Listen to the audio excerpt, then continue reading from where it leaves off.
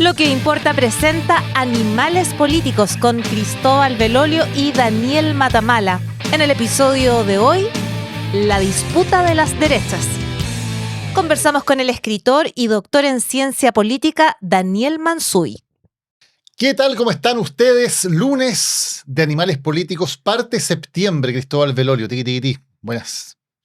Daniel, mi mes preferido. ¿Tú ves por qué? Bueno, el de casi todo, yo creo, ¿no? El de casi todo, es verdad, sí, es muy preferido en Chile. Aunque ha sido objeto como de mucha discusión ideológica, pero parece que ya se acabó eso. Ya parece que de nuevo la bandera y las fiestas patrias son consensuales en Chile. De nuevo parece, son ¿no? de todos, dicen tú. ¿Ah? Hubo un minuto en que octubre se quería comer a septiembre, septiembre Está toda esa discusión de los meses, volvió ¿no? por y sus que fueros. después noviembre, ¿te acordás que eran los que eran de noviembre porque el acuerdo de la paz había sido firmado en noviembre? Claro. Entonces, ya, los meses tuvieron mucha preponderancia, pero parece que ya Septiembre volvió a ser de todos. de fiestas patrias. Sí. Ayer se eligió la mejor empanada, así que ya estamos de nuevo. Hoy comienza carril primavera, así que nos cambia el semblante. Lo que no ha cambiado mucho es el movimiento en las encuestas. Seguimos teniendo a Jara y Kast en el primer lugar, con cierta distancia. Evelyn Matei, por más que ha tratado de salir de esta arena movediza, sigue pegada en el tercer lugar, en 13, 14, 15 puntos. Hay una encuesta de la que no estoy muy seguro de su procedencia, esta Atlas Intel, que la muestra como acortando ventaja, y después vendría Parisi, Kaiser y el resto. No sé cómo has visto tú ese movimiento. Alguna diferencia en la Cosa Nostra, por ejemplo, también aparece Jara más arriba en primera vuelta, pero más o menos las cosas siguen bastante parecido. Y es evidente que también, no solamente por las encuestas, sino por las estrategias de los comandos. Tenemos una candidatura de Kast que trata de no mover mucho las aguas, que es lo que siempre trata de hacer el que va ganando, y otras candidaturas que sí intentan enfrentarse a la que va primera, y especialmente ha habido varios intentos de la candidatura de Evelyn Matei por sacar al pizarrón a Kast, después del intento un poco frustrado, fallido de sacarlo al pizarrón por el tema de los bots y los trolls y la campaña asquerosa, ahora con el programa económico. Porque Kast, lo decíamos, de alguna manera ha intentado no abrir flancos. Su programa económico también, su programa en general, no abría muchos flancos porque es un programa que no dice demasiado, dice bastantes cosas, perdón. Toma eslóganes que... Claro, pero no las dice con números tan específicos. No las dice con números tan específicos. Claro, y eso, ser un poco más vago, siempre permite evitar, digamos, los problemas de que cuando uno se mete con cifras tan específicas. Pero lo que sí le generó algunos problemas es esto del chao préstamo, que es la idea de hacer una reforma a la reforma previsional, y por ahí, especialmente desde la campaña de Matei, han intentado torearlo, sacarlo al pizarrón. Sí, porque recordemos que Republicanos no prestó su voto cuando la centro-derecha, Chile Vamos, negoció con el gobierno, en ese entonces la ministra del Trabajo, Janet Jara, ¿cierto?, el ministro Mario Marcel, la reforma previsional, que algunos dicen que políticamente fue un gran error de parte de Chile Vamos porque hizo que la reina de la fiesta fuese Janet Jara, se potenciara como figura política y después eso la hiciera ganar la primaria. Desde el punto de vista ideológico, en cambio, la cuestión no es tan clara, porque en el fondo lo que hizo el gobierno, sabemos, con esta reforma previsional, fue consolidar un sistema de capitalización individual. O sea, ni Piñera se habría soñado una reforma como la que aprobó el gobierno de Boric en materia previsional, pero aún así, a pesar de que se consolidó la lógica de capitalización individual, Republicanos dijo, no, eso es una reforma de izquierda, ¿cierto?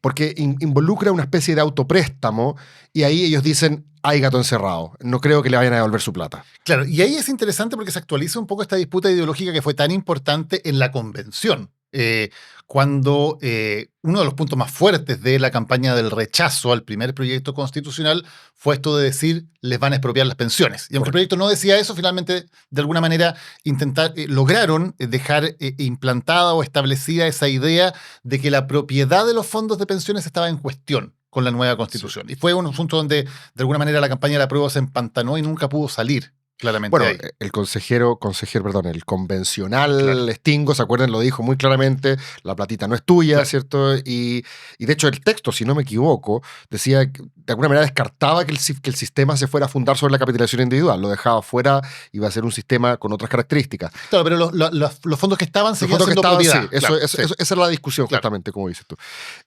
Ahora, lo interesante es que en la campaña de Kast, que ha tratado de sumar economistas, habíamos hablado la vez pasada de Jorge Quirós, ahora Bernardo Fontaine, ¿cierto?, para poder mostrar algo del músculo técnico del cual carecía y del cual Matei, ¿cierto?, ostentaba. Ahora dice Kast, ahora tengo a mis economistas y les tengo una propuesta mejor. ¿cierto? En vez de un autopréstamo, vamos a hacer una especie de... El Estado les va a pasar la plata a través de unos bonos. Y ahí como que se complicó, el que explica se complica, se dice, ¿cierto? Porque le permitió al oficialismo decir, entonces los jubilados no van a recibir la platita que tanto esperan. Ustedes están diciendo que con esta especie de jugada media rocambolesca ellos van a tener que esperar más tiempo aún. Y los dejó teniendo que dar explicaciones. No, si es que el autopréstamo no va, pero igual de otra manera vamos a hacer que se reciba esa plata adicional. Sí, hubo dos cosas bien interesantes acá, porque como suele ser en política, se dan estos cruces medios inesperados, ¿no? Primero que el protagonista de todo esto terminó siendo el mismo Bernardo Fontaine, que es quien de alguna manera levantó con mucho éxito el tema de le van a quitar las pensiones o les van a quitar los fondos de pensiones en la convención. Correcto. Fontaine, en otra aparición, en la negociación de la reforma, porque él era cercano más bien a Chile Vamos, a Renovación Nacional históricamente, es quien aparece como el promotor de esta idea del préstamo al Estado. Para destrabar el problema. Claro, es como la fórmula que permite destrabar el problema, esto del préstamo al Estado. Y ahora Fontaine aparece en la campaña de Kast. Claro, se arrimó al bando ganador. Claro, entonces de la campaña de Matei le dicen básicamente, pero ¿cómo? Si usted mismo fue el que inventó esto y ahora está diciendo que no. Y por lo tanto ahí ya se armó una primera complicación. Y lo otro es claro que también se acusa al comando de Kast de irresponsabilidad fiscal, que es algo que tiene que ver con los enormes recortes de impuestos que están planteando y que eso se financiaría con recortes del Estado. Entonces desde el lado de los economistas de Matei se dice, eso no está financiado, eso no es responsable, es voluntarista, va a provocar déficit, y le suman a esto que además ahora se estaría diciendo, bueno, con un bono del Estado, o sea, con deuda básicamente, correcto, vamos a pagar esas pensiones. Claro, y por eso es interesante que ahora el comando de Kast se defiende un poco de la misma manera como tuvo que defenderse la prueba en su momento, como diciendo, no van a quitar su casa, señor, no es tan así. Ahora es el comando de Kast el que tiene que decir, sí. El aumento en sus pensiones va, ¿cierto? No se asusten, lo que nosotros estamos proponiendo es una forma alternativa de costearlo, ¿cierto? Pero insisto, cuando tú empiezas a explicar eso y los otros ya empiezan a diseminar la duda, la pregunta es, ¿horadará eso lo que ha construido Kast de manera tan impecable hasta ahora, una campaña prácticamente sin errores? Yo no estoy seguro porque no es parte de los temas prioritarios, parecieran, que hoy día siguen siendo orden público por un lado, y ahí Kast ha sido súper certero en apostar a ese discurso. Y bueno, el tema de crecimiento económico, quizás por ahí podría hacerse mella, pero también es una pregunta abierta si esto finalmente la gente va a tener esta duda respecto de si Kast va a ser un problema para que se cumpla esta promesa de subir las pensiones. Sí, por segunda vez Kast tiene que subir un video explicativo, que lo había hecho con la PGU también, cuando fue precisamente esta idea de que de alguna manera se planteó, digamos, más bien desde la izquierda, la idea de que Kast no quería que se mantuviera la PGU, y él saca un video, una campaña que se llama Amo la PGU. Para decir la pensión garantizada universal, yo la voy a mantener. Ahora saca un video también explicativo diciendo lo mismo. Amo el préstamo. Exactamente. Como que eso no, que tiene que ver con la forma de pagar y no está en cuestión el hecho de que aumenten las pensiones. Claro. Cosa que efectivamente es lo que dice el programa de Kast. Kast siempre ha dicho las pensiones, el aumento de las pensiones se mantiene. Correcto. Nosotros lo que cuestionamos es la forma en que se va a financiar. Por eso digo que llega a ser un poco paradójico que ellos acusen ahora fake news, ¿cierto? Que siento que su momento fue el otro. Pero bueno, esto suele pasar en campaña. Que es como la idea de como extremar el argumento, que fue algo que creo que en las campañas constitucionales quedó establecido, ¿no? Como extremar y llevar al límite el argumento, ¿no? Entonces, si en la que pasó en el primer proyecto de constitución, ¿no? Si no se dejaba explícitamente establecido, por ejemplo, la propiedad de la vivienda, el derecho a la propiedad, que era algo que tampoco dice la Constitución actual. Entonces significaba que no lo quieren poner porque te la van a expropiar. Claro. Esa idea de llevar la desconfianza al máximo también estuvo en el segundo proceso constitucional, al revés, y claramente está permeando también esta campaña. Sí. Ahora, la campaña de Matei, que si bien no ha sido tan dura en este sentido de decir no va a haber aumento, lo vi hoy día más bien de la campaña oficialista, es una herramienta muy importante para Janet Jara porque ella es la promotora de este aumento. Y le permite poner el tema que sí le conviene en discusión, que es hablemos de pensiones, exacto, básicamente. Pero es interesante que para Matei también es un momento donde tiene que oler sangre e ir por ella, porque si no, este estado de la cuestión se mantiene, allá no le sirve. Y he estado escuchando, leyendo, a propósito de la tesis que habría reflotado Pepe Out, de que para Matei no está tan imposible, ¿cierto? No sería descabellado pensar que aquellos que quieren evitar a Kast a toda costa, sabiendo que se va a imponer con cierta holgura frente a Jara en segunda vuelta, tendrían que votar por Matei. Es decir, Matei estaría apareciendo como la carta, como la alternativa para aquellos incluso de la órbita de la centroizquierda que no quieren un gobierno de 4 años de Kast, podría ahí encontrar potencial de crecimiento Matei. Esta era una tesis que, como tú sabes, se barajó bastante en la primaria. De hecho, desde el mundo incluso de Toa se decía, ojo, si gana Jara, es posible tener una segunda vuelta germano-alemana, ¿cierto? Claro, en una época en que no había un candidato oficialista, salvo Bachelet, que ya se había descartado, que pareciera capaz de juntar los votos de esas huestes. Y en esa época marcaba 8 puntos Janet Jara. Cuando rápidamente, al día siguiente, ya se consolidó más o menos en 28, 30, mucha gente, me acuerdo de Darío Quiroga, que dijo que ilusos ustedes los que pensaban que podía haber una segunda vuelta a dos derechas. En Chile la tradición siempre es que el que gana la primaria se consolida. Y de hecho, así fue, ¿cierto? Ahora no ha podido subir de ahí, no ha bajado tampoco tanto, no diría que se ha desinflado. Pero ¿qué pasa si con los días empieza a desinflarse? Baja al 23, baja al 22. Ahí la gran pregunta es, ¿podrá Matei todavía, ahora sin dejar fuera a Kast, dejar fuera a Jara? Sí, lo reflota Pepe Out, digamos, que dice como que vuelve a aparecer esta idea de la segunda vuelta germano-alemana, como él mismo la bautizó en su momento. Pero yo no sé por qué, en base a qué, si los números no lo dicen. Los números no dicen mucho. Mira, es por esta especulación. Sí, claro, es más bien la especulación. De esta idea de que Jara de alguna manera ya no dio, ¿no? O que está demasiado estancada y no logra superar sus problemas. El editorial de La Tercera de ayer también decía lo mismo. Decía, la elección no está zanjada. Y uno dice, bueno, interesante, ¿será que dicen que Matei va a quitarle voto a Kast? No. Y la lógica de la editorial era decir, hay muchos votantes reflexivos, gente que quiere el bien de Chile, qué sé yo, que todavía podrían ir por Matei para ir a buscar ese paso a segunda vuelta. O sea, también abre un poco ese escenario de que podría haber un elector más bien de centro-izquierda moderado, que viendo el escenario podría decir, voy a votar por Matei en vez de Jara, que es mi candidata de alguna manera natural, pensando en que es la mejor candidata para ganar la casa. La pregunta es si este tango se baila de a dos. Pues. La pregunta es si ahora, desde Matei y desde su nuevo comando con Juan Sutil y Juan Antonio Coloma, van a ir también a hablarle a ese mundo. Pues si hay el 34º cambio de estrategia de la campaña Matei. Porque yo digo que Juan Sutil no creo que con sus declaraciones de la semana pasada sea el mejor aspectado para ir a buscar el voto de centro-izquierda. Está difícil. Aunque también es cierto, como aquí lo dijo Gonzalo Miller, que quizás verlo en términos lineales, izquierda-derecha, solamente responda a un sector, un tercio del electorado y después el otro se mueva. Sí, yo creo que sigue siendo bien cuando uno ve, no solamente los números, sino en general el comportamiento del electorado chileno sigue siendo una tesis bien voluntarista a mi manera de pensar. Yo nunca he visto, digamos, que en Chile, por lo menos en los últimos 30 años, se provoquen estos masivos movimientos estratégicos de los que siempre se habla antes, ¿no? Siempre se dice, no, es que los electores de derecha van a ir a votar a la primaria de izquierda para influenciar el resultado y que no sé qué. Siempre está esta especulación y nunca ha habido evidencia de que algo así, en términos masivos, más allá del WhatsApp de los amigos, digamos, que se ponen creativos el viernes en la noche con un par de piscolas en el cuerpo, digamos, pero que haya un movimiento electoral masivo de la gente para un voto estratégico, diciendo, no voy a votar por el candidato que me representa, sino voy a ir a votar por otro para lograr que ese otro pase a segunda vuelta y en segunda vuelta pueda ganarle al que menos me disgusta. Sí. La verdad es que no veo que haya ninguna evidencia de que eso ni haya ocurrido, ni tampoco que esté por ocurrir. Y requiere un grado de socialización política que curiosamente estás exigiendo hoy día, en circunstancias que el votante no habitual, retraído, obligado, como le quieras llamar, es el que menos socializado en política está. Por supuesto, como para hacerlos parte de esta especie de tesis de lo que tienen que hacer. Y además con miradas que también están bastante marcadas. Pues no estamos hablando de, no sé, que el candidato de centro derecha que eventualmente podría estar apelando a la izquierda es Evelyn Matei, que es una candidata que siempre ha estado muy vinculada a la derecha. O sea, tampoco es una candidatura que uno diga, bueno, es fácil que haya un elector ahí que quiera cruzar el charco sin mayor dificultad porque no lo ve como alguien realmente del otro sector al candidato. Sí, de hecho no tiene la ductilidad de Piñera, si es por eso. Claro. Oye, y a propósito para terminar con esta primera panorámica del desgaste de Janet Jara, ¿cierto?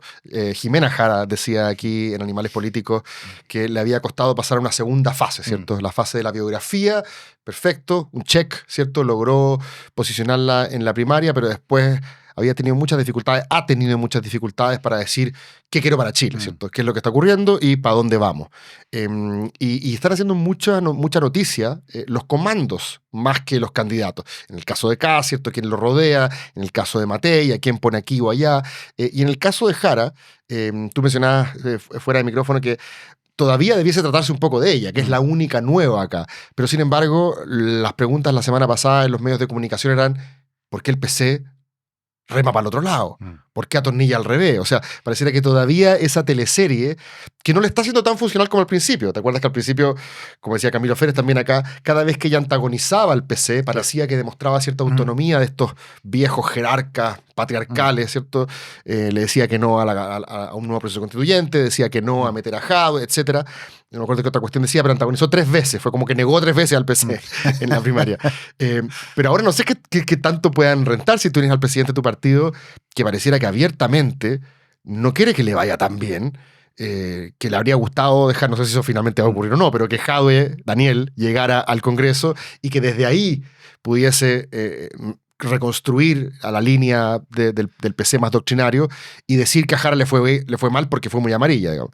Claro, lo decíamos también cuando ganó la primaria. Decíamos, si la campaña de Jara todas las semanas va a estar Lautaro Carmona o Daniel Jadwe haciendo una declaración y ella va a estar teniendo que comentar lo que dijo Carmona, lo que dijo Jadwe, eso le va a costar mucho despegar. Y es exactamente lo que está pasando. O sea, una vez a la semana, como que se turnaran, ¿no? Semana por medio es Carmona el que se manda una, semana por medio es Jadwe. La última de Carmona fue atacar directamente a Mario Marcel de una manera bien virulenta, no solamente diciendo que por este tema del equilibrio fiscal y qué sé yo, había dejado de lado las urgencias sociales, sino más diciendo, poniendo en duda las razones de su renuncia, que había que explicar realmente por qué se había ido Marcel, lo cual generó un pequeño vendaval.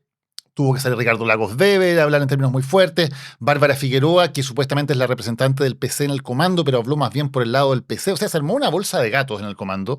Tremendo. Y obviamente lo que haga Janet Jara, lo que diga, o esta gira que está haciendo por regiones, queda totalmente invisibilizada. Es lógico, es muy noticioso que en un comando se estén agarrando las mechas, ¿no? Para tipos como estos, que llevan años en política, esto...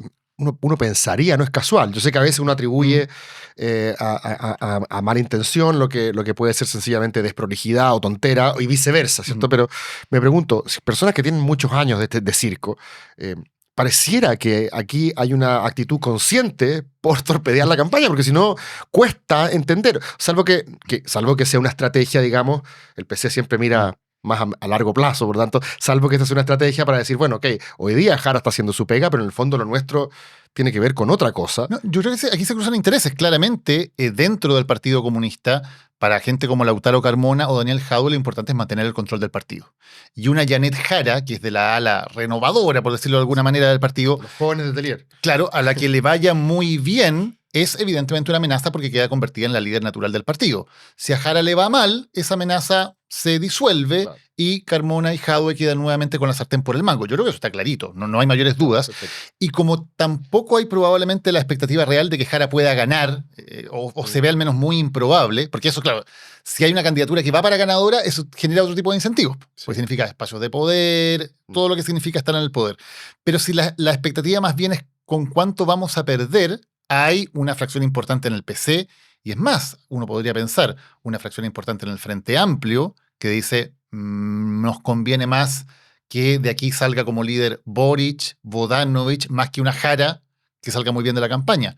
O en Socialismo Democrático, donde también puede decir, bueno, ¿queremos realmente una Jara que salga tan fortalecida de la campaña o nos conviene más que sean nuestros líderes, que les vaya bien en las parlamentarias, los que aparezcan fuertes? O sea, hay una serie de incentivos muy perversos dando vuelta en la campaña de Janet Jara, y hasta ahora ya no ha tenido o el talento o la habilidad o la capacidad para dar vuelta a eso, para imponer sus propios temas y para dejar de estar un poco tironeada por este constante tener que hablar de lo que hacen o no hacen sus partidarios. De hecho, ella esta semana hizo una frase bien llamativa que dijo, no soy la mamá de ellos para tener que estar hablando, ¿no? Que fue una salida de tratar de salir de una manera un poco más divertida de lo que estaba pasando. Pero lo cierto es que hasta ahora al menos no lo ha logrado. Oye, sobre cómo queda el escenario también después de que el Frente Amplio que tú lo mencionaste, que Gabriel Boric deje el poder, y sobre muchas otras cuestiones más que están pasando en la política chilena y en la carrera presidencial, vamos a conversar con nuestro próximo invitado. Así que lo invitamos a que se nos una en nuestro próximo bloque. Estamos de regreso aquí en Animales Políticos. En este lunes 1 de septiembre comienza el mes de la patria Y lo que se está acabando es el gobierno de Gabriel Boric, el gobierno del Frente Amplio, el gobierno que partió siendo Apruebo Dignidad. Hoy día tiene muchos otros actores. Y tenemos con nosotros a un distinguido intelectual de la plaza que ha contribuido recientemente con una reflexión a lo que ha sido el paso de esta generación por el poder, que llegó muy, muy temprana, muy verde, dicen algunos, y muy inocente, ¿cierto? Y ahora habría tenido que enfrentarse con una realidad distinta. Es un honor para nosotros aquí en Animales Políticos contar con Daniel Mansuy. Daniel, un gusto. Encantado, gracias a usted. El honor es mío. Gracias por la invitación. Bienvenido, tocayo. Bien, muchas gracias. Oye, a propósito de Los Inocentes al Poder, que es el libro que acabas de sacar, no habla directamente de la presidencial, pero es interesante ver cómo este gobierno va entregando ya en los últimos meses. El mundo más bien de la élite empresarial, no sé si política, pero quizás también política. Yo creo que cuando empezó este gobierno, tenía susto de este anhelo transformador, ¿cierto? Tú concluyes en el libro que de transformación no hubo mucho, ¿cierto? Menos Ahora, que la nueva mayoría, a mi juicio. Claro, lo que probablemente debe ser un poco frustrante para aquellos que sí querían, pero quizás tranquilizador para aquellos que veían que esas transformaciones no iban en la dirección correcta. Yo creo que le pegan igual por otras razones, pero no hubo duda respecto de que el gobierno de Gabriel Boric iba a terminar entregando el poder después de 4 años. O sea, la duda sobre la democracia no estaba. Entonces creo que mirando un poco ahora en perspectiva, para hacer como un resumen de tu libro también, ¿cómo ves que termina este gobierno de Gabriel Boric en perspectiva, cuando salimos un poco de los árboles y vemos el bosque? Sí, haría un matiz, Dale. de acuerdo en general con lo que dijiste, salvo con un matiz de que hubo algunos que, obviamente esto tenía que verse y era muy difícil saber ex ante cómo se iba a concretar o a determinar, pero en el primer proceso constitucional esa constitución tenía algunas normas que algunos nos hacían dudar respecto de cómo iba a seguir esto respecto de la democracia liberal hacia adelante. Pero, ya, perfecto. Pero en fin, estaba por verse, pero había algunos que teníamos dudas respecto de cómo, hacia dónde se conducía esto después, en caso de haber ganado la prueba en el 4 de septiembre del 2022 ya, ¿no? Este gobierno, ¿cómo termina? Bueno, efectivamente todo depende de con qué estándar uno lo juzgue, ¿no? Si uno lo juzga desde el estándar, digamos, bueno, de la normalidad democrática, bien, por supuesto, y yo no tengo nada que decir respecto de eso. De hecho, el presidente, respecto de Venezuela, por ejemplo, ha dado pruebas de a veces pagar costos internos por decir cosas que son incómodas para su mundo.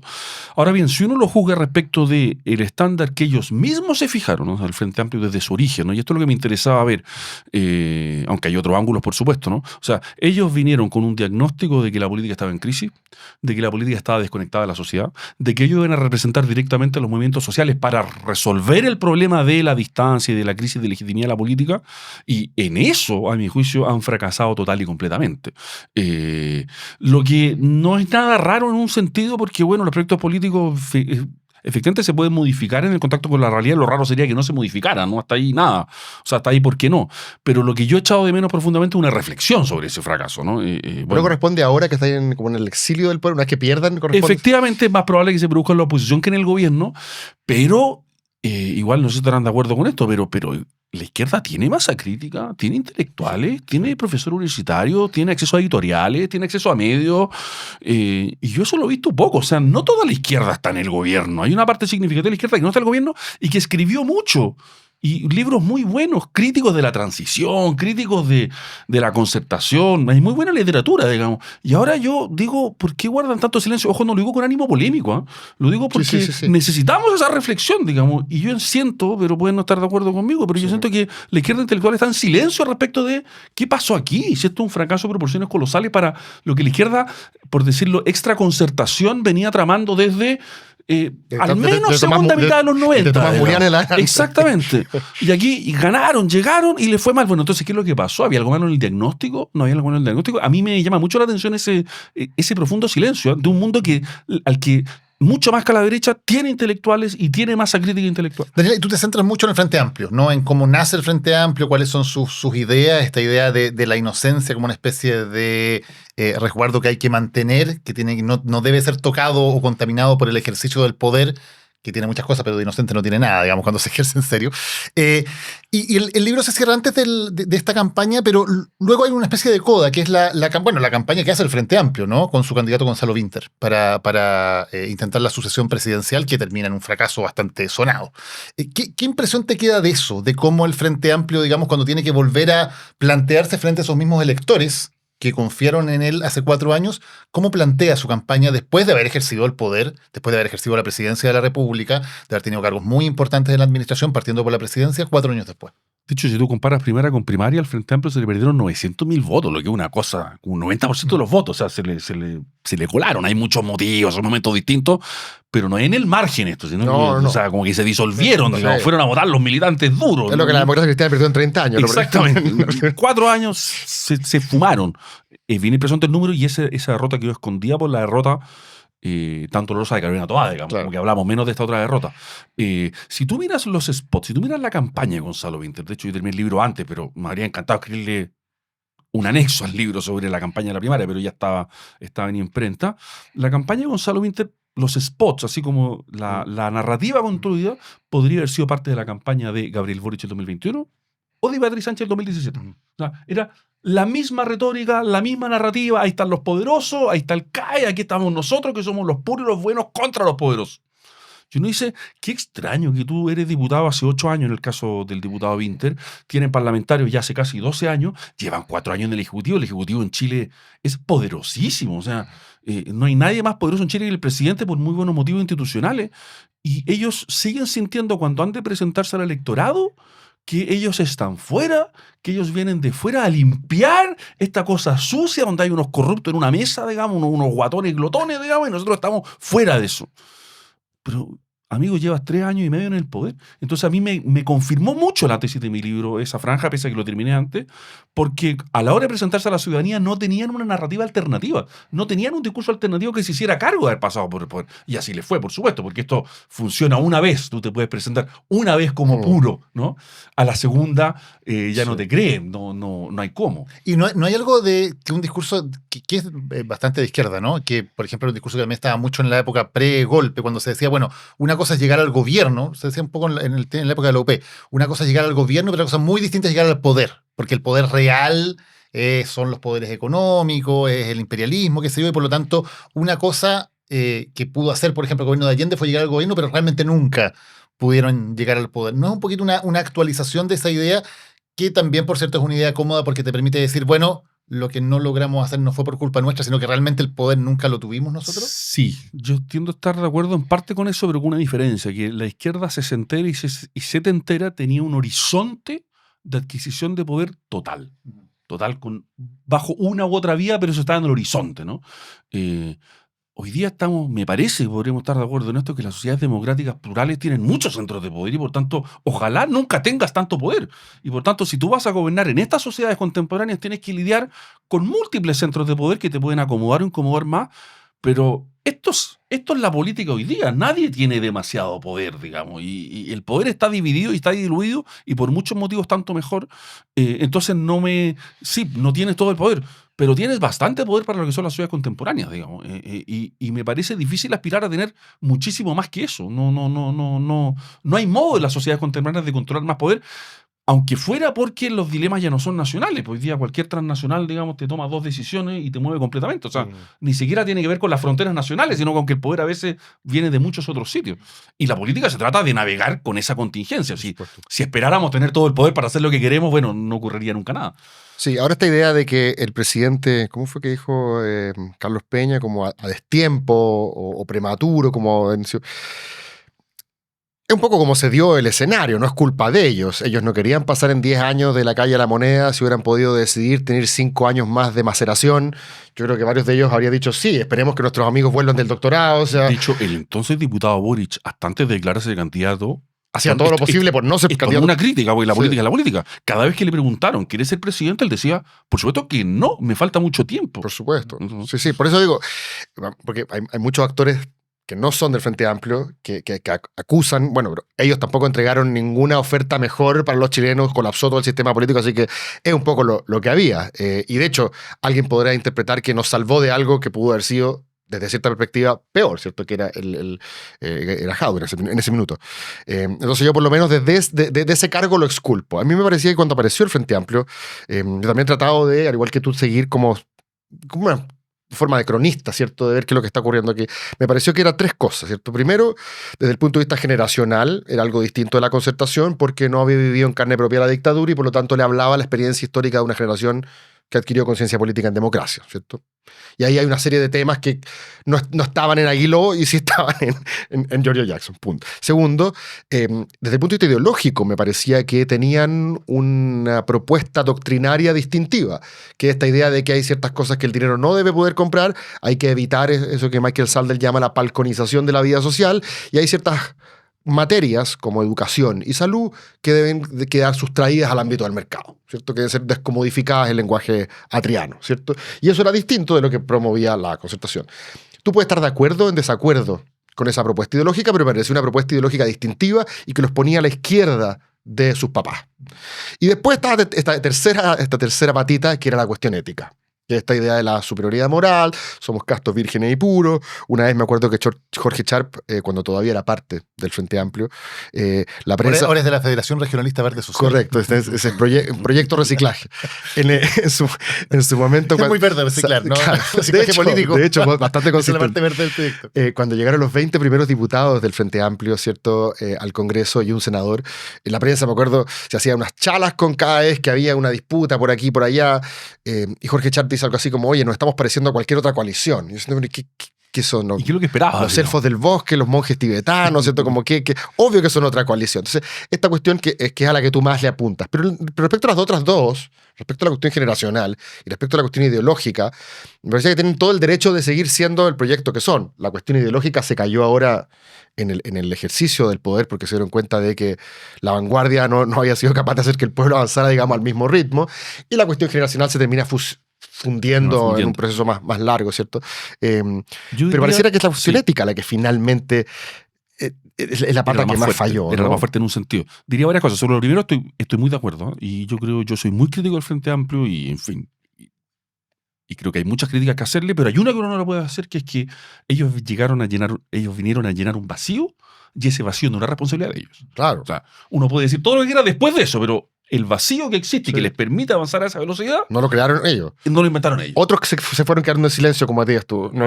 Exactamente. Y por tanto, de eso no lo podemos acusar, digamos, ¿eh? Y de hecho, Gabriel Boric llega a destiempo porque la centroizquierda es incapaz de proponer una candidatura suficientemente robusta con una narrativa, digamos. No. Ok, entonces eso no es culpa de él, y un político, naturalmente, cuando tiene una oportunidad la aprovecha. Y de hecho, si ustedes recuerdan, el Gabriel Boric que va a enfrentar a Daniel Jadwe a la primaria, así es la política, así es la historia, ¿no? Va a enfrentar a Daniel Jadwe pensando en no ser absorbido por el Partido Comunista, pero no piensa en ganar, digamos. Bueno, sparring. Y después lo empieza a dar vuelta, digamos. Y después cuando gana la primaria uno dice, mira, en este mapa Sichel en segunda vuelta debería ganar, ¿no? Grosso modo.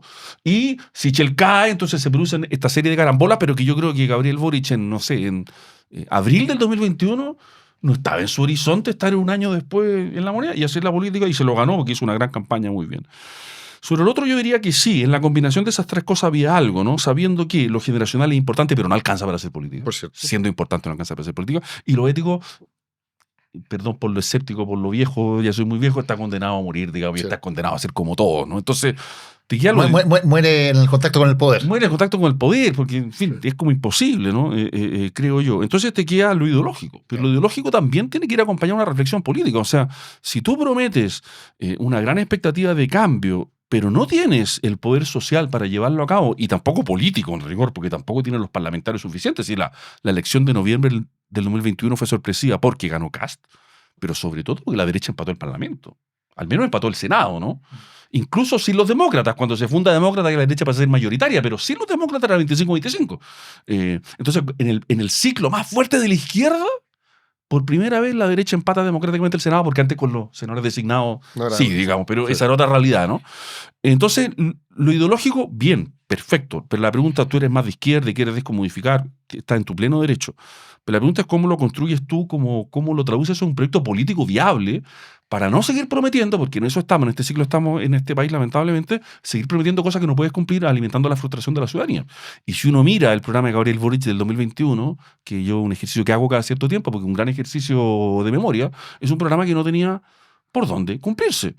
Pero por ningún lado, digamos, ¿no? Pero no por un problema de factibilidad, o sea, porque el diagnóstico que se había hecho sobre Chile era un diagnóstico que estaba desconfigurado, que estaba... O sea, yo creo que era un diagnóstico equivocado, pero ellos me podrán decir, ese es un desacuerdo doctrinario ideológico, ok, Ya. pero porque no tenías en ningún escenario ibas a tener la mayoría parlamentaria Ah, ya, de factibilidad, no de de factibilidad diagnóstico. Ok, política. perfecto, Entonces tú tienes que construir alianzas. Entonces cuando ellos fueron tan antagónicos con la concertación, fueron dando la posibilidad de generar una coalición amplia. Porque esto podríamos discrepar en esto, pero hoy día están juntos en el gobierno, pero cuando tú escuchas hablando de Nofa, los dirigentes de lado y lado, así como coalición aceitada, no es lo Ya, que pero, uno destacaría como rasgo, Pero ¿no? entonces tenía sentido apostar todo a la convención, po. Porque ahí se generaban las condiciones de posibilidad. Apostar toda la convención Desde ese específico punto de vista. sabiendo que elevaban la apuesta. Totalmente. Y si la perdías te quedabas sin nada. Exacto. Y eso fue lo que pasó. Daniel, ¿qué pasa ahora? Porque lo decíamos, aparece Janet Jara, gran parte de los votantes frente amplistas votan por Jara en la primaria claramente, ¿no? Eso es bastante claro que hay un Son de trapasigue número, ¿no? de Claro. unos para allá.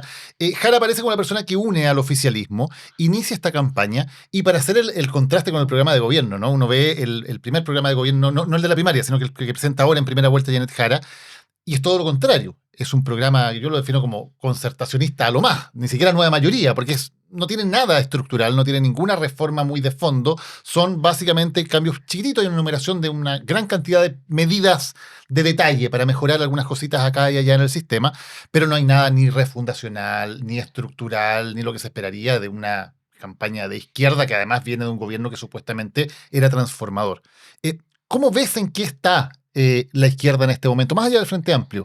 ¿Hay una desorientación? ¿Hay una idea de tratar de volver a comulgar con un país que no está para cambios radicales, al menos no en la dirección que quería la izquierda? ¿Cómo ves lo que está intentando hacer doctrinariamente la izquierda después de esta experiencia en el gobierno? Yo creo que no está intentando hacer estrictamente nada. Voy a ser un poco duro sí. aquí, pero simplemente por la provocación, digamos. Yo creo que no tienen idea lo que tienen que hacer porque no han sacado las lecciones de la durísima derrota que sufrieron el 4 de septiembre. No hay un trabajo de coalición hecho donde uno diga, mira, estos son culturas políticas distintas, pero pueden converger en una dirección. No hay gente pensando esto, a mi juicio tampoco.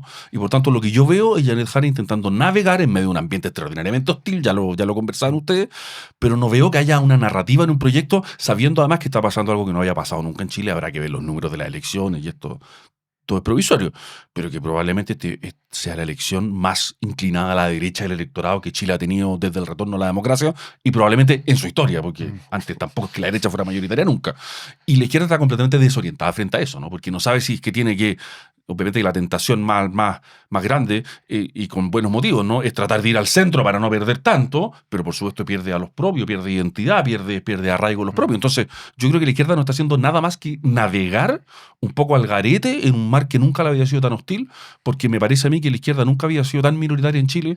En todo caso es un fenómeno global, ¿no? O sea, cuando uno va a ver, qué sé yo, si tú vas a ver la izquierda francesa hoy día, por nombrar una izquierda que fue importante, o sea, fue una izquierda, el Partido Socialista francés en los años 80, 90, era un partido gigantesco, y de la izquierda francesa tiene un problema bastante parecido al chileno con otros problemas concretos, pero grosso modo es básicamente lo mismo. Daniel, ¿no ves que sea un problema táctico de cómo se está implementando la campaña? Sino que, porque lo hemos dicho varias veces, no ha logrado Jara que la campaña nunca se haga en su terreno, en el que le conviene. Siempre está más bien como en el terreno que le conviene a Kast, o incluso le podría convenir a Matei teóricamente, hablar de mano dura en delincuencia, en temas de economía, hablar básicamente de crecimiento. ¿Ves que esto es un tema como ideológico profundo, más allá de las tácticas de la campaña? O sea, creo que se agrava porque yo creo que la candidata tiene debilidades. Ella tiene muchas virtudes, ¿no? Una persona que tiene mucha cercanía, mucha empatía, se ha dicho. Yo creo que eso en política es importante, pero no basta para construir una presidencial adversa, digamos. Yo creo que se suman las debilidades de ella como candidata para ejercer un liderazgo sobre sus propios mundos. Yo creo que eso es lo que la tiene problemada, pero eso se suma a que cualquier candidato de izquierda hoy día tendría este mismo problema de qué quiere ofrecer usted y qué narrativa tiene. Entonces, las dos cosas juntas es la tormenta perfecta. Sí, estaba pensando a propósito de cómo los presidentes que asumen después de haber ganado buenas elecciones, digamos, con distancia, se enamoran de sus diagnósticos, ¿cierto? Y eso lo hemos conversado aquí, que le pasó a Bachelet 2, ¿cierto? Le pasó a Piñera 2, le pasó a Boric 1, y digo 1 porque puede que nos encontremos nuevamente con él, ¿cierto? Recuerda tú que el 11 de marzo del 2022 nuestra preocupación era el Instagram del perro Brownie. Exacto, por eso. Bueno, pero una vez que se instaló ya, estaba claro que la agenda era porfiadamente orden público y economía. Y cuando digo orden pública le meto portonazos, le meto narcofuneral, le meto araucanía, le meto inmigración, ¿cierto? Y cuando digo economía le meto inflación, le meto el costo de la vida, le meto empleo, etc. Esos dos temas que no fueron los temas con los cuales esta generación pasó de la calle a la moneda. Pues esta generación le habría encantado que siguiéramos hablando del lenguaje inclusivo y los derechos sociales, por decirlo de alguna manera, ¿cierto? Creo Ahí, que tú decías, pero ya no me acuerdo quién decía, que llegaron a tocar rock, digamos, y la gente empezó a pedir guasos quincheros. claro, Entonces, eso es lo que, pero básicamente trataron de acomodarse, ponerse Claro, el poncho, o sea, pero era difícil, ¿no? Y la pregunta es, bueno, ¿qué habría hecho usted en una situación similar? Probablemente lo mismo. O sea, y a cada uno le tocó en su respectivo gobierno, se ha hecho un cliché esto de decretar el fin del gobierno antes de que termine el fin político, ¿cierto? Y a cada uno de los anteriores que ¿Qué es lo que mencioné... pasa a Piñera con el estallido? Con Piñera estallido, con Bachelet en el caso Cabal y así, ¿cierto? Y para Boric fue el 4 de septiembre. Entonces, pues lo que ha hecho un poco... Lo que ha podido, ¿cierto? Como tú dices, si tú revisas el programa del 2021, la palabra crecimiento estaba 4 o 5 veces, pero una solamente para referirse a crecimiento económico, la otra como crecimiento de la cobertura, aquí como era en otro sentido. Porque un tipo me desafió en Twitter y decía, sí, dice crecimiento, sí. Fui a verlo y lo decía en forma completamente distinta al crecimiento económico, digamos. No era meterle leño a la locomotora de la economía, digamos.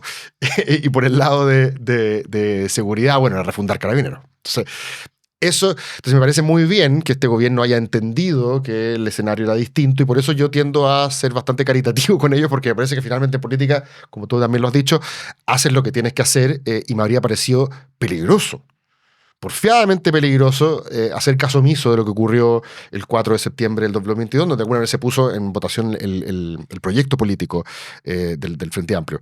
Pero ahora, Kast, lo más probable es que sea el próximo presidente de Chile. No estoy diciendo que lo vaya a ser, pero estoy diciendo que los números hoy día muestran, hay 5 o 6 encuestas, como dicen los abogados, contestes en los hechos. Yo no tengo información mejor de mi grupo de amigos de qué vaya a pasar, por lo tanto, le creo. Y también pareciera, como tú has dicho, en un escenario tremendamente favorable a la derecha, donde puede que en segunda vuelta juguemos, gane 60-40. Que un sueño para la derecha completamente. Claro, o sea, ¿cómo no va a ser un riesgo también comprarse, enamorarse de ese diagnóstico y salir a jugar con 4 delanteros? Tú que eres futbolero también, y tratar de decir, entonces Chile ahora quiere más esto, ¿cierto? Quiere más rodeos, más TDEUM, más parada militar, más...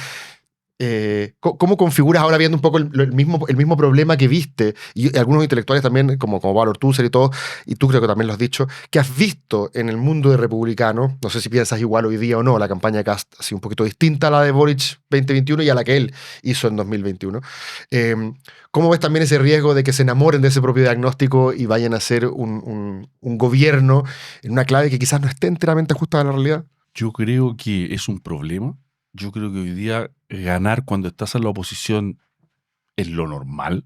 Lo raro sería que Janet Jara ganara la elección. No digo que sea imposible que la haya ganar, pero esa sería la sorpresa. Y por eso que la lucha es tan descarnada entre Kast y Matei, porque entienden que hay un triunfo ahí en la puerta del horno. Pero si uno se toma en serio esta idea, y es lo que le pasó al menos a Bachelet 2, Piñera 2 y Boric, o sea, al menos los últimos 3 gobiernos, para no ir más para atrás, digamos, es que le pasó que creyeron que una mayoría electoral era coincidente con una mayoría cultural, sociológica y política en sentido amplio, digamos. Pero no, tú ganas porque estabas en la oposición y porque te tocó estar ahí. No porque era el más lindo, ni el más choro, ni porque la gente se enamoró de tus ideas, digamos. Y entonces yo creo que tenemos un problema porque la adrenalina de la campaña te lleva a empezar a prometer cosas que después te va a ser difícil cumplir y por tanto vas a frustrar más a la ciudadanía y vas a alimentar nuestra crisis de legitimidad, y esa adrenalina te lleva a celebrar un triunfo con tanta pompa como si hubiera sido solo por ti, hasta el punto de que lo decía en chiste, pero yo creo que es muy revelador de que el perro Brownie hizo Instagram era una cosa importante, pero yo sé que es un anecdótico, digamos, pero es revelador del momento, digamos, ¿no? Un perro en Punta Arenas que nos mandaba mensajes por Instagram y que los diarios replicaban. Pero replicaban no porque hacían mala prensa, sino porque ese era el ambiente. Eso es lo que quiero decir, ¿no? Sí. Y a mí me preocupa mucho más que noviembre o diciembre o que el 11 de marzo, me preocupa el 12 de marzo. El 12 de marzo, porque el 11 están todos contentos y bien, ok. Y yo creo que hay que construir una narrativa, o la derecha hoy día, y esto sí me preocupa, debería construir, para los 2 bandos que están aquí disputando, deberían construir las condiciones para lograr constituir algo así como una mayoría política efectiva. O sea, ya que la derecha todo indica que va a ser mayoría como nunca lo ha sido en Chile, la pregunta es ¿qué haces tú con eso, no? Pero si las derechas siguen insistiendo, bando y bando, por favor, yo creo que se han cometido errores de los de los dos lados siguen insistiendo en una lucha un poco fratricida, en la cual no van a estar las condiciones después para generar una coalición que permita administrar esa mayoría, vamos a seguir condenados a gobiernos de minoría, que van a seguir frustrando las expectativas de la ciudadanía y alimentadas por la dinámica de la campaña que te hacen decir cosas que después te cuesta mucho cumplir. Yo veo que José Antonio Kast es más consciente de esto que hace 4 años, porque hace 4 años, para ser justo, él no construyó una campaña para llegar a segunda vuelta. Él llegó a segunda vuelta también por casualidad. Y por tanto su campaña estaba, digamos, pensando en lograr un 12%. Yo creo que esa campaña, cuando se diseñó, un 15% los dejaba dichosos. Y su programa de gobierno hablaba de eso, que era un programa totalmente también identitario para hablarle a un nicho. Exacto. Hoy día eso es distinto, sin duda que es distinto. Yo creo que esa lección, yo creo que la aprendieron, pero sigue la pregunta. Yo en ciertas disputas, y creo que la reforma de pensiones es la más clara, yo competencia técnica para evaluar la reforma de pensiones no tengo ninguna, de hecho cuando la he intentado entender en la 4ª línea yo ya estoy extraviado, perdón, soy profesor de filosofía, entiendo poco estas cosas, pero sí lo que me quedó claro es que cuando el mundo republicano criticó la reforma de pensiones no la criticó por un tema técnico, sino que la criticó asumiendo un lenguaje moral, digamos. Está mal llegar a acuerdo con la izquierda. Y yo creo que eso es un problema. Pero insistí, perdón, Adriana, que es interesante porque Gabriel Boric aprendió del 4S, entonces aquí la pregunta es si José Antonio Kast aprendió de sus 17D, y que la adversarialidad con la cual se construyeron ambos ciertos procesos era mala consejera. Pero parece, según lo que te escucho, y yo estoy de acuerdo, que la forma como se enfrentaron a esa reforma tenía que ver con insistir en esa beta de adversarialidad. La forma en que se enfrentaron a la reforma de pensiones, sin duda. Eso no quiere decir que eso agote el fenómeno republicano. Perfecto. Yo creo que hay más cosas. Y por ahora está por verse cómo sigue la campaña y cuán adversariales son, porque ellos, naturalmente, en política tienen que combinar dos cosas, ¿no? Y yo esto lo entiendo. Tienen que conectar con la ciudadanía. Para eso tienes que hacer una campaña que sea atractiva, esto, como el ABC, digamos. Pero al mismo tiempo tienes que preocuparte por el 12 de marzo y no solo por el día de la elección presidencial. Y Daniel, ¿qué tan distinto es un 12 de marzo si el ganador es José Antonio Kast o si la ganadora es Evelyn Matei? ¿Qué tan diferente crees que sería un gobierno de derecha dependiendo de quién gana? Vaya, una gran pregunta. Yo creo que serían gobiernos distintos, sin duda. José Antonio Kast está más inclinado a la derecha y Evelyn Matei representa no quiero decir un Piñera 3 porque no quiero ser despectivo, pero iría en esa dirección.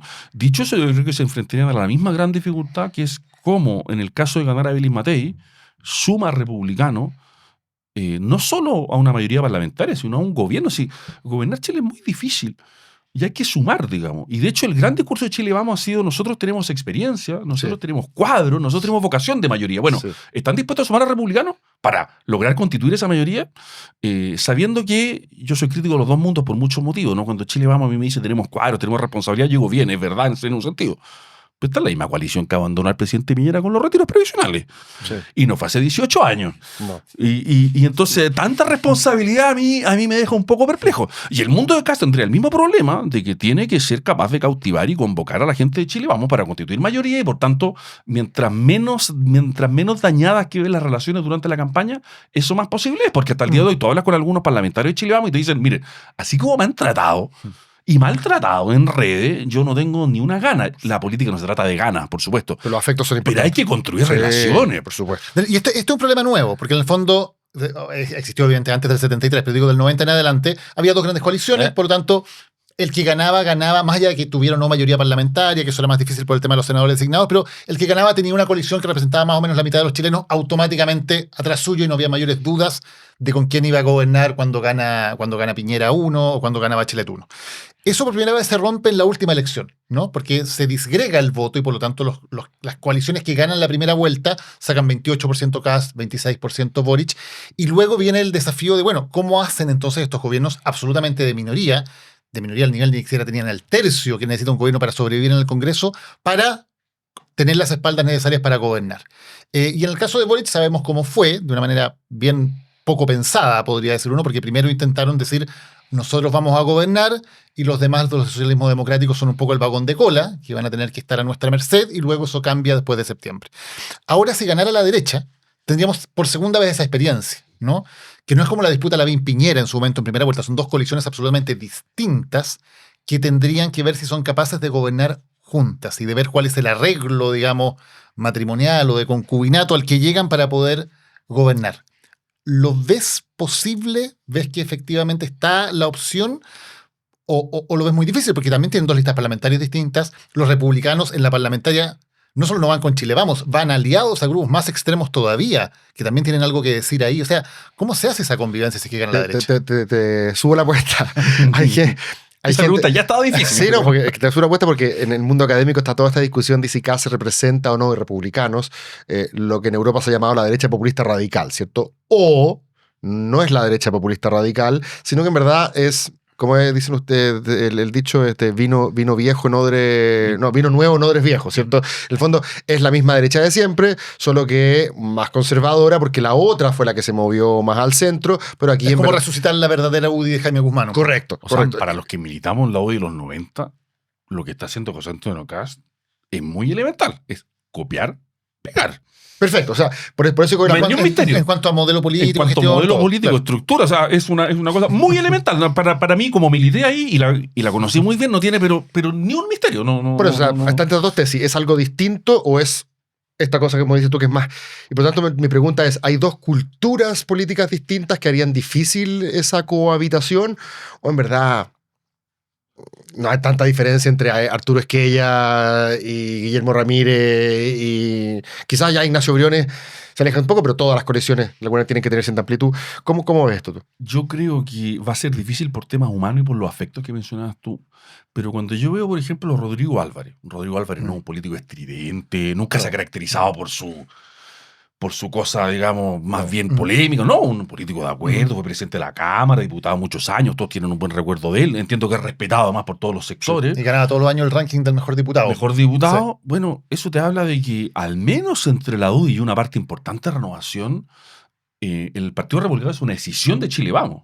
Y en un sentido, obviamente no hay peor traición que la de los propios, entonces en otro sentido no, pero en un sentido eso facilita las cosas. Si José Antonio Kast fue diputado de la UDI 12 o 16 años, Arturo Esquella lo mismo, son amigos personales muchos de ellos, porque en fin, tú estudiaste Derecho en la Católica, el mundo de Derecho UC, digamos, Está todo ahí. o sea, que se sintió, pero son amigos, por tanto yo no veo una dificultad radical, entendiendo que el que gane, si quiere hacer un gobierno digno, va a necesitarlos. Entonces, supongo que la necesidad tiene cara de hereje y que eso va a ser más o menos una necesidad propia de lo que ocurra. Pero, obviamente, después la política tiene muchos matices y tiene muchas cosas que pasan después, pero yo no veo ahí algo imposible de hacer, digamos. ¿Y crees que políticamente, si ganara Kast, tiene esa claridad de que hay que hacer un gobierno que sea más amplio?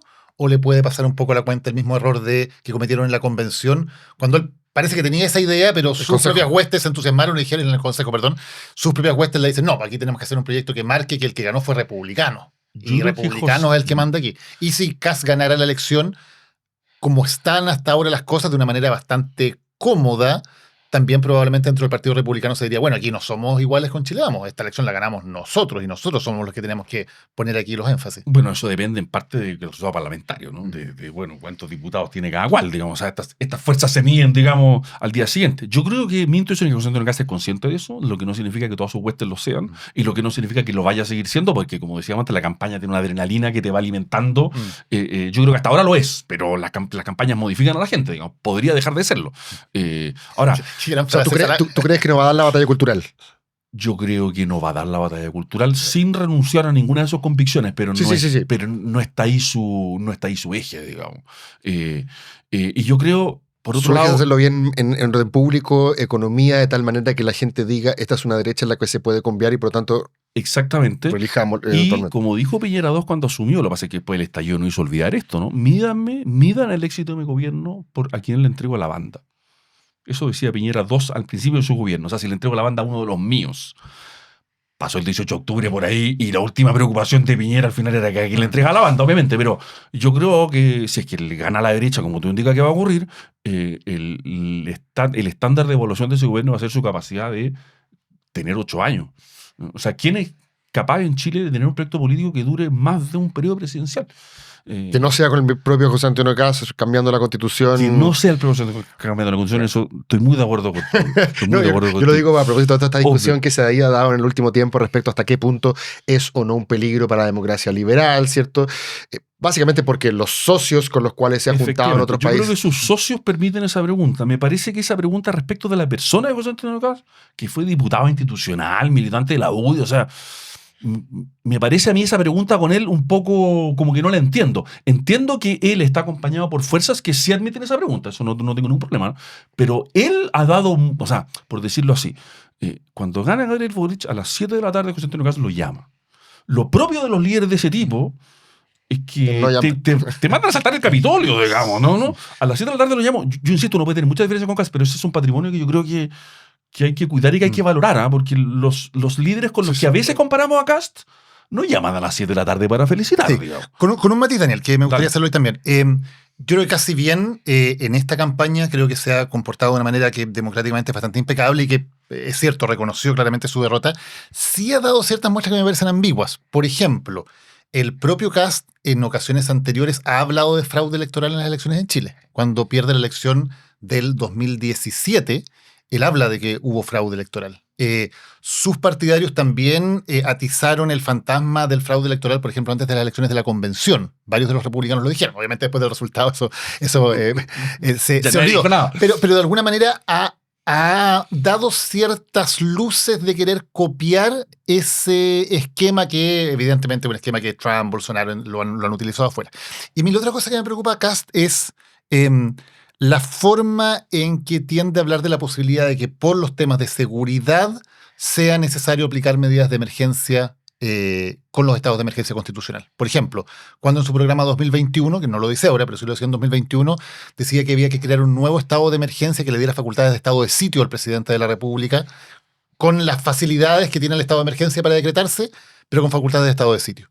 O cuando hace 1 o 2 años decía que el presidente Boric debería decretar estado de sitio después del asesinato de carabineros en la Araucanía. A mí esas cosas todavía me parecen un poco preocupantes porque creo que no ha despejado Kast totalmente.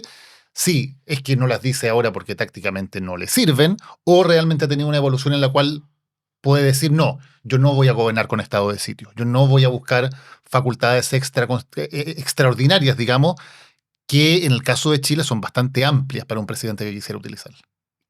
Que está en el interior de la Constitución, en todo caso. Sí, pero el punto es cómo se utilizan. O sea, Obvio. porque el estado de sitio efectivamente existe, pero obviamente el estado de sitio existe para circunstancias que son donde está en juego la sobrevivencia del Estado, digamos. Claro, no pero- para un problema acotado de delincuencia Correcto. o La terrorismo. pregunta es con las herramientas que hay hoy día, ¿cuánto uno puede, digamos, Forzar. estirar? Claro. Pero ¿Qué es de- lo que ha hecho Trump en Estados Unidos, por Sí, ejemplo? claro. Obvio. No, este es un problema, y yo creo que es un problema, pero yo intentaría, y entiendo que es una duda que uno legítimamente puede tener, ¿ah? Y uno cuando mira el modelo Bukele, uno dice, bueno, sí, no hay ningún homicidio, perfecto, no hay ningún homicidio, pero bueno, claro, ¿cuánto inocente hay preso? Uno se hace esa pregunta también, ¿no? Además que no hay ningún homicidio tampoco. Bueno, obvio. es una Pero- forma propagandística de ponerlo, obvio. claro. Además, estoy de acuerdo. Yo diría que la pregunta es, aunque estando de acuerdo con que son, sobre todo la segunda parte de la pregunta, una pregunta legítima, digamos, la pregunta es ¿cuán grave sienten los chilenos que es el problema de seguridad? O sea, en el fondo, a mí más que interesarme, aunque también es interesante, pero me interesa más esto, más que interesarme hasta dónde está dispuesto a llegar Kast, mi pregunta es hasta dónde está dispuesta a llegar la sociedad chilena. Ujú. Porque Kast, o como se llame, digamos, mañana se podría llamar de otro modo, digamos, no será más que el síntoma del lugar hasta donde está dispuesta a llegar la sociedad chilena. Estoy de acuerdo. Y si es que la sociedad chilena, si es que la sociedad chilena está dispuesta a llegar muy lejos, significa que la democracia liberal, así como nosotros la conseguimos con todas nuestras diferencias, pero me parece que en eso podemos estar de acuerdo, digamos, no ha sido suficientemente capaz de transmitirle a las personas de que puede resolver ese problema.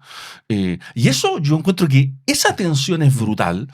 Y yo tengo amigos que hacen encuestas y me muestran lo que está dispuesto a llegar el chileno medio respecto de privación de libertades públicas por seguridad. No sé si te han visto esos focus, pero Sí, hay sí, unos sí. focus que son... Sí.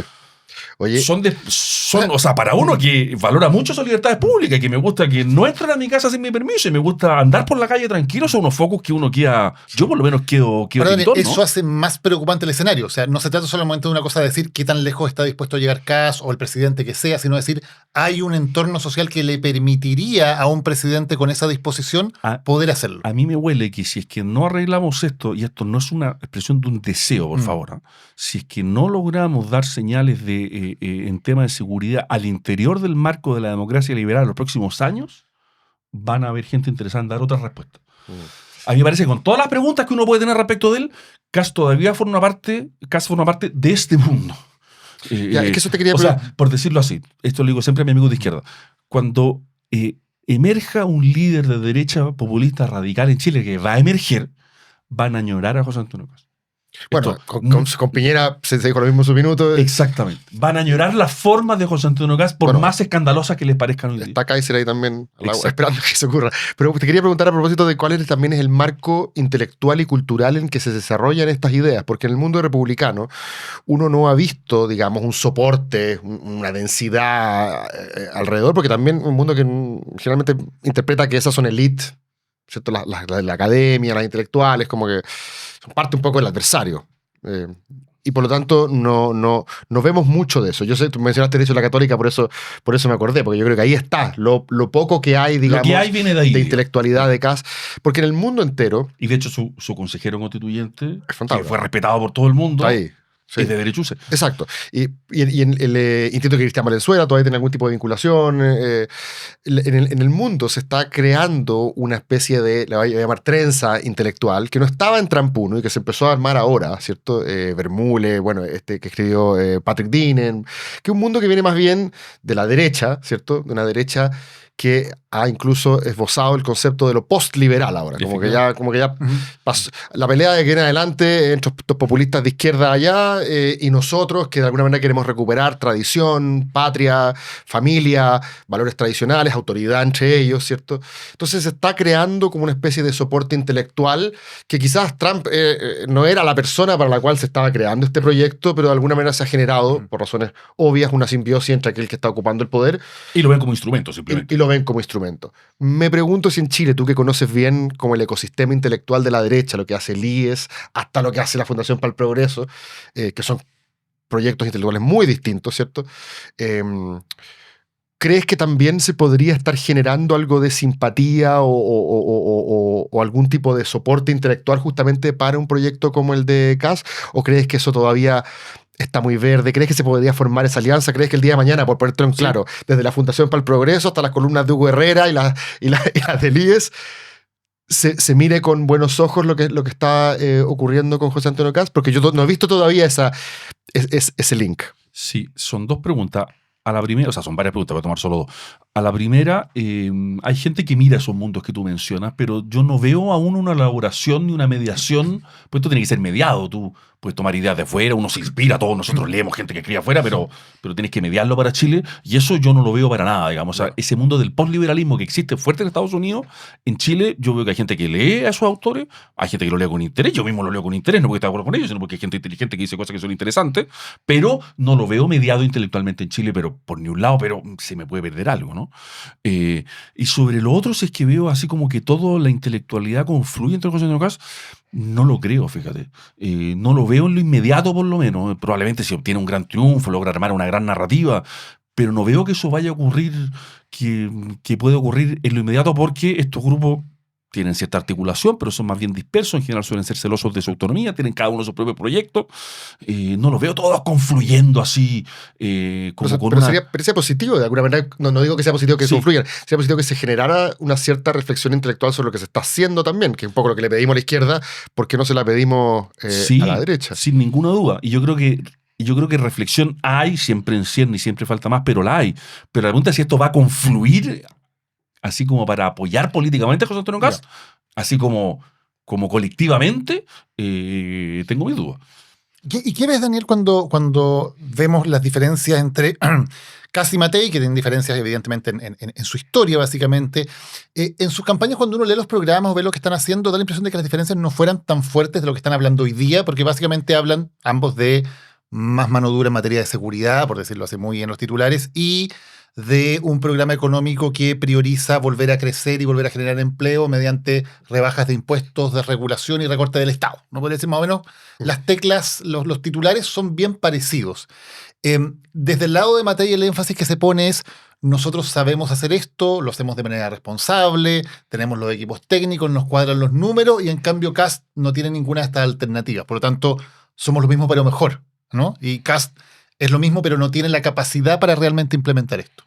¿Ves que esa es realmente la diferencia, o hay alguna discrepancia más de fondo en lo que están planteando hoy día No, el mundo de Kass y de Matei? Este es un problema gordo, que hoy día lo tiene Chile Vamos, porque Chile Vamos está bajo la encuesta. Lo tendría Republicano si esto fuera al revés. Que cuando tú le preguntas a los dirigentes de Chile Vamos, y son proyectos distintos, les cuesta responder esa pregunta, que es una pregunta que además viene un poco de cajón, digamos, no una pregunta básica, ¿no? trampa, una Claro. pregunta no fácil. Porque efectivamente te dicen, no, nosotros tenemos experiencia y además tenemos voluntad de llegar a acuerdo.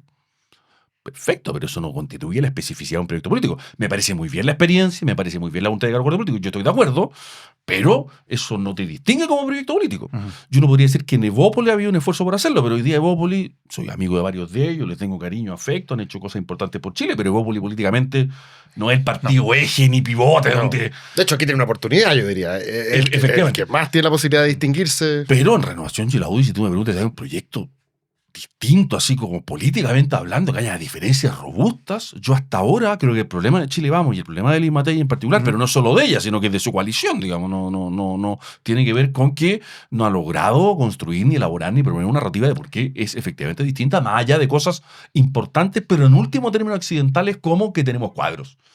Y ahí Kast, en el fondo, lo que ganó Kast, porque para valorar las virtudes de técnicas en cuanto campañero, digamos, Kast construyó una identidad en torno al tema de seguridad durante muchos años. Y por tanto, hoy día, ir a ganarle ese terreno, ir a construir un personaje que le gane Kast en ese terreno, yo creo que es virtualmente imposible. Porque Kast, si ha hecho algo bien, es construir un personaje durante años tocando la misma tecla, y como en política las cosas se construyen, Sí, cuando me preguntan a mí cómo Liz Matei puede dar vuelta esto en 6 semanas, yo digo, pero si esto viene hace 10 años, José Antonio Kast. Si usted lo quiere dar vuelta, imposible. Imposible. Tendrían que dar con otra tecla, ¿no? O Kast equivocarse, que también podría ocurrir. Claro. Pero esta tecla de nosotros somos más responsables y vamos a hacer estas cosas bien, ¿te parece que es insuficiente? Es insuficiente políticamente hoy día, cuestión que uno podría incluso lamentar. Sí, yo es creo una que descripción. es la Pero respuesta. políticamente, para ir a ganar, digamos, los millones de votos que ella necesita, yo creo que eso le habla al Distrito 11, maravilloso, bien, Sí. digamos, pero Pareciera ser la respuesta correcta, pero la pregunta incorrecta, claro. y la pregunta, mientras no cambie. está claro. Está Está muy muy difícil. salvo que Kast se equivoque o que logre meter otro eje. Pero en este eje, Kast construyó un personaje, construyó un partido, construyó una narrativa. Es muy difícil ir a ganarle a ese eje, ¿no? Piensen que incluso alguien que en algún sentido, digamos, para las discusiones valóricas, la palabra es fea, pero se entiende, Sí. alguien tan distante a José Antonio Kast como Rodolfo Carter, pero que representa, ¿se acuerdan ustedes cuando tuvo con la Casa de los Narcos, digamos, que representa el eje de seguridad? Se fue para allá. Hoy día está con José Antonio Kast. Y por tanto, el personaje o uno de los personajes importantes que tenía Chile Vamos para construir narrativa en seguridad, distante de Kast en temas valóricos, muy distante, hoy día es candidato a senador por el Partido Republicano. Ahora, ahí está, En la Araucanía. Claro. Ahora está el magnetismo del poder, ¿no? Está el Que magnetismo hay un del imán poder. que está empezando a funcionar y que mucha Por gente supuesto. está Sí, es un viendo polo que de hay atracción. algo relevante ahí. Es un polo de atracción y todo indica que podría ganar, y por supuesto que eso empieza las cosas, esto es como en el fútbol, ¿no? Cuando te va bien, digamos, las cosas se empiezan a salir bien, y los círculos viciosos cuando te empieza a ir mal son terribles. Ahora, dicho eso, yo creo que Juan Antonio Coloma y Juan Sutil, a pesar de lo que dijo sobre la dictadura, yo creo que contuvieron la caída de Liz Matei. Yo en un minuto vi un escenario donde Liz Matei seguía cayendo y bajaba de 10, y eso ya era un desastre. Yo creo que la campaña se ordenó y logró contener la caída. Ahora, cómo de ahí vuelve a remontar los 10 puntos es otra pregunta, pero al menos ya lo peor me parece que está evitado. Y por lo menos permite que esté ahí, porque en el fondo también en la campaña pasan muchas cosas que son Sí. impredecibles y que nadie sabe. Estar ahí, los Te puede 2 meses que quedan, te permite Sí. que, bueno, si pasa Si la algo pelota raro, te llega a caer, estás en el área. estás en el área. Todavía estás en posibilidad de Sí. hacer el gol. sí, Bien, me parece. podríamos seguir aquí. Oye, no, una última cosa. Sería interesante, Coloma fue el único, a propósito que lo mencionaste, fue el único de los coroneles que no tuvo un ministerio bajo la era Piñera. Todos los otros de alguna manera participaron, la patrulla juvenil, los coroneles, porque él siempre estuvo en el Congreso. Sería interesante verlo en otra función. Imagínate un ministro de Interior de Kast, digamos, para generar esa especie de simbiosis con Chile Vamos.